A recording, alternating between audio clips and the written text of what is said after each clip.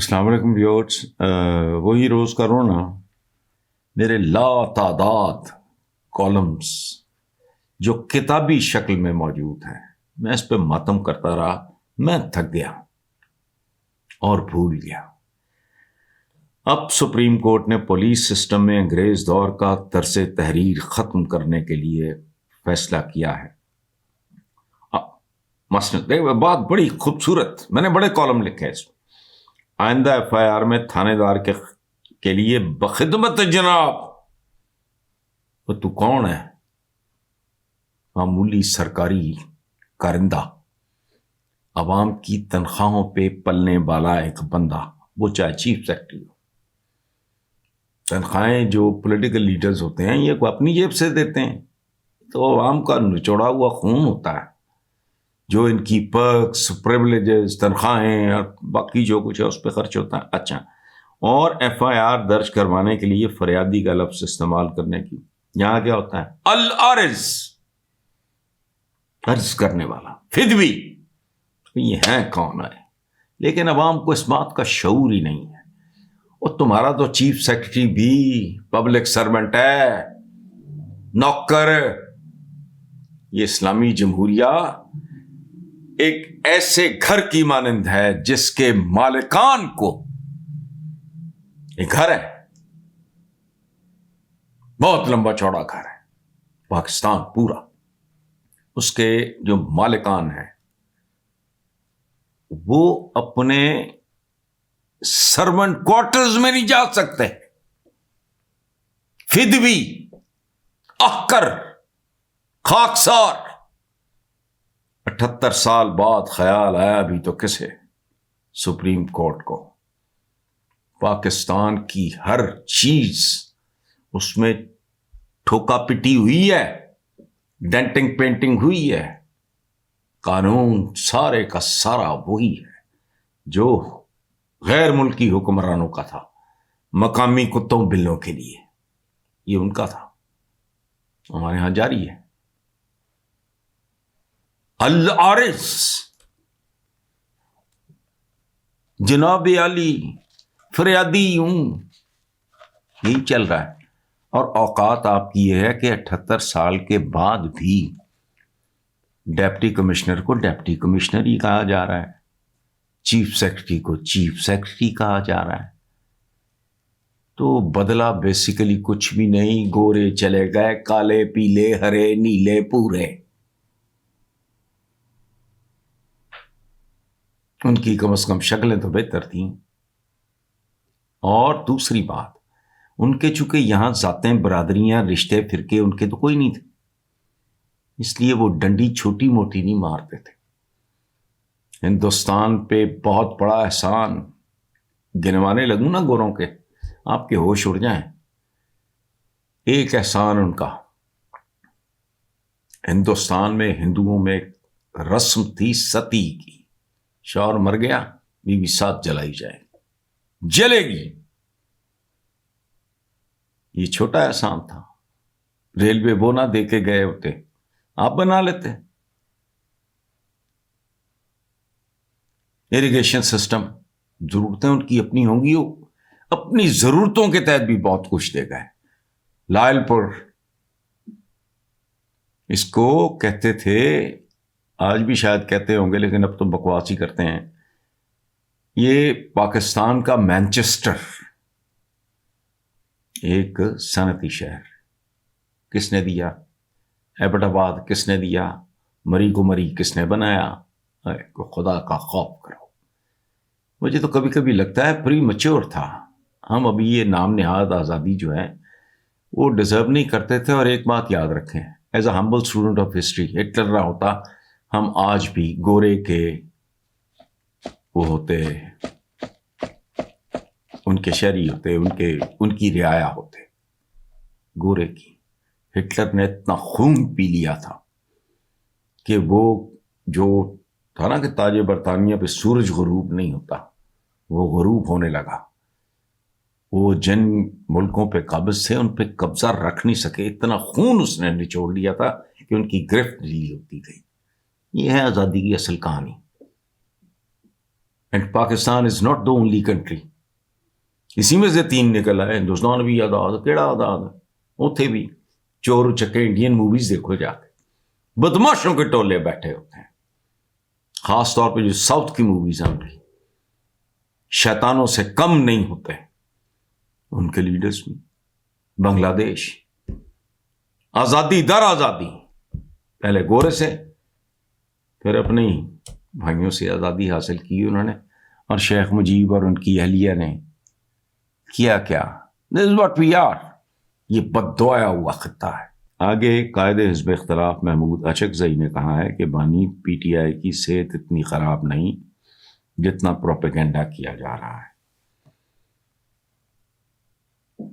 ہم نے 8 فروری کو احتجاج کا اعلان کیا. بانی پی ٹی آئی کی بیماری کارکنوں کے ذہنوں میں ڈال دی گئی. ہمیں اپنے مقصد سے ہٹانے کی کوشش کی جا رہی ہے. بانی پی ٹی آئی کو کوئی نقصان ہوا تو ذمہ دار سرکار ہوگی. ہمیں اپنے مقصد سے ہٹانے کی کوشش کی جا رہی ہے. یہ تو ناممکن ہے. اگر آپ نہیں ہٹیں گے تو آپ کا مقصد کوئی ہٹا نہیں سکتا. سوال ہی نہیں پیدا. ظلم، بربریت، لالچ، دھونس، دھاندلی، اگر واقعی کوئی اپنے مقصد میں مخلص ہے تو اس کو تو اس بات کی فکر نہیں ہونی چاہیے کہ اس کو ہٹانے کی کوشش کی جا رہی ہے. باقی بانی پی ٹی آئی کو کوئی نقصان ہوا تو ذمہ دار سرکار ہوگی. ہماری ہر سرکار کی ایک تعریف ہے. فال آف ڈھاکہ کے بعد اس کی بھی ذمہ دار سرکار تھی. پھر کیا بنا؟ ملک میں بھوک ننگ ہے، غربت ہے، بے روزگاری ہے، کروڑوں بچہ تعلیم سے محروم ہے، اسکول سے باہر ہے، چوریاں، ڈاکے، رہزنی، عجیب و غریب طرح کی وارداتیں ہو رہی ہیں. ایک عورت اپنی بچی سمیت ڈوب مرتی ہے. اس کے شوہر کو پہ تشدد کیا جاتا ہے کہ تو مان کہ تو نے ماری ہے. وہ نہیں مانتا. لاشیں برآمد ہو جاتی ہیں اور بھید کھل جاتا ہے. کتنے وہ لوگ. نقصان ہوا تو ذمہ دار سرکار ہوگی. آپ کی تاریخ کیا ہے؟ اچکزئی صاحب کا میں بہت احترام کرتا ہوں. میں نے ان کی 1-2 تقاریر سنی ہیں, اس میں جتنی جینونیس, میں غلط ہو سکتا ہوں لیکن میرے دل میں ان کے لیے بہت احترام ہے. لیکن کس چیز کی ذمہ دار سرکار ہے اور کون سی سرکار ہے؟ فال آف ڈھاکہ سے لے کے فال آف اکانومی تک بے لگام آبادی. میں نے ریسنٹلی کسی اخبار میں پڑھا, مجھے فگرز یاد نہیں رہے, میں وہ بات دہرا نہیں سکتا. آئی واز شاکڈ کہ آبادی کی بے لگامی کے حساب سے پاکستان کہاں کھڑا ہے. اس کی ذمہ دار بھی سرکار ہے. بھوک ننگ کی بھی ذمہ دار سرکار ہے. تو ذمہ دار ہے, ذمہ دار رہے گی, چلتا رہے گا. وزیر اعلیٰ کے پی کے سہیل آفریدی نے کہا ہے کہ جس دن عوام نے انصاف اپنے ہاتھ میں لیا تو کسی کو سر چھپانے کی جگہ نہیں ملے گی. ہمارے بڑوں نے ہمارے ہاتھ باندھ رکھے ہیں لیکن یہ ہاتھ کچے دھاگے سے بندھے ہوئے ہیں. اس دھاگے کو توڑنے میں دیر نہیں لگے گی. عوام کے اندر شدید غصہ ہے. یہ قابل غور سی باتیں ہیں لیکن آئی ڈونٹ نو ان چیزوں سے کوئی فرق پڑتا ہے کہ نہیں پڑتا. اصولاً عوام نے انصاف اپنے ہاتھ میں لے لیا تو وہ روز محشر ہوگا, وہ قیامت کا دن ہوگا. ایک وقت آیا تھا فرینچ ریولوشن میں کہ جو باغی کہہ لیں یا جو اس نظام کے اکتائے ہوئے لوگ تھے, وہ راہ چلتے لوگوں کے ہاتھ دیکھتے تھے, اور اگر وہ ہاتھ ایک مزدور کے ہاتھ نہیں لگتے تھے, وہ یا سر کاٹ دیتے تھے یا وہ ہاتھ کاٹ دیتے تھے. حالانکہ یہ عوام کا میٹر پھر جائے تو عجیب و غریب بات ہوتی. حالانکہ مزدور کے ہاتھ اور طرح کے ہوتے ہیں, لیکن ظاہر ہے جو قلم سے مزدوری کرتا ہے, جو ڈاکٹر ہوتا ہے, لیکن عوام کے ہاتھ میں انصاف سے زیادہ بھیانک چیز ہو کوئی نہیں سکتی. یہ پھر حشر کا میدان ہوتا ہے. اچھا، دوسری طرف انہوں نے کہا ہمارے بڑوں نے ہمارے ہاتھ باندھ رکھے ہیں لیکن یہ ہاتھ کچے دھاگے سے بندھے ہوئے ہیں، اس دھاگے کو توڑنے میں دیر نہیں لگے گی، عوام کے اندر شدید غصہ ہے۔ اچھا،